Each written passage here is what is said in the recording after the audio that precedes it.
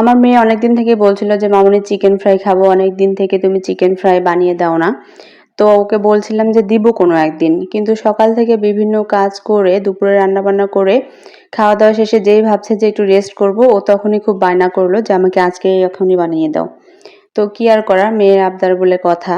তো শর্টকাটে, যেহেতু আগে বলেনি বা হঠাৎ করে বানানো, তো শর্টকাটে আমি ওকে শুধু বুঝ দেওয়ার জন্য চিকেন ফ্রাই, এখানে আমি হচ্ছে চিকেনের বুকের মাংস নিয়েছি এবং মাংসগুলোকে একটু ছোট সাইজেরই করেছি, রেগুলার সাইজের থেকে একটু ছোটই করেছি যাতে ও খেয়ে মজা পায়, ভিতরটা যেন মানে সবকিছু যায় আর কি ভিতর পর্যন্ত। তো আমি প্রয়োজন মতো মশলাপাতি দিয়ে এখানে লবণ হলুদ যা লাগে সব দিয়ে, সাথে একটু টমেটো সস দিয়েছি, সবকিছু দিয়ে ম্যারিনেট করে বেশিক্ষণ রাখিনি যেহেতু আমার কাছে সময় ছিল না।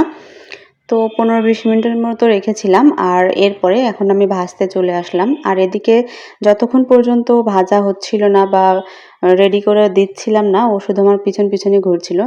তো যেহেতু শর্টকাটে করতে চেয়েছি, এখানে আমি উপরে একটু ময়দা দিয়ে পুরাটা একসাথে মাখিয়ে নিলাম। এদিকে আমি কড়াইতে তেল গরম করতে দিয়েছিলাম এবং এক করে এখন এগুলো আমি ভাজতে দিয়ে দিলাম। আর যেহেতু আমি আলাদা করে ময়দায় কোট করে নেইনি, এটা শুধু ময়দা দিয়ে মাখিয়ে নিয়েছি, তাই ভাজার পর দেখি যে কেমন হচ্ছিল। এবং ভাজার পর দেখলাম যে চিকেনগুলোর সাথে যে ময়দার যে ক্রিপসিটা থাকে, মুচমুচে ভাবটা, ওটা অতটা ছিল না, চিকেনটা দেখা যাচ্ছিল আর কি।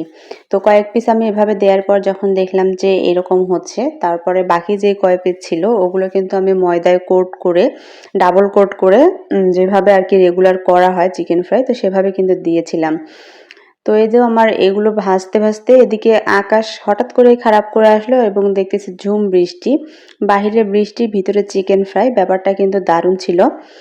তো এই তো আমার হচ্ছে প্রথমে যে কয়টা দিয়েছিলাম ওগুলো ভাজা হয়ে গেছে, উঠিয়ে নিয়েছি। আর পরে যে কয় পিস ছিল ওগুলো আমি ময়দায় ডাবল কোট করে তারপরে দিয়েছি, যাতে উপরের অংশটা একটু মুচমুচে হয়, খেতে যাতে মজা লাগে।